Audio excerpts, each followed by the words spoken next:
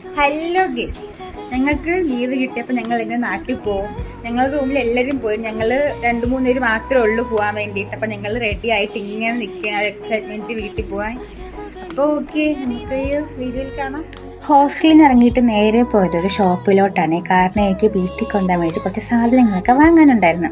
അപ്പം ഞാൻ അവിടെ പോയി സാധനങ്ങളെല്ലാം വാങ്ങി തിരിച്ച് വന്ന് കുറച്ച് നേരം നിന്നപ്പോഴത്തേക്ക് ഞങ്ങൾക്ക് ബുക്ക് ചെയ്ത ഓട്ടോ വന്നായിരുന്നു.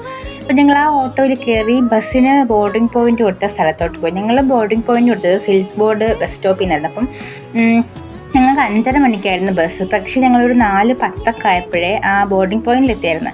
പിന്നെ ഒരു 1.5 മണിക്കൂർ ബസ്സിന് വേണ്ടിയുള്ള കാത്തിരിപ്പായിരുന്നു.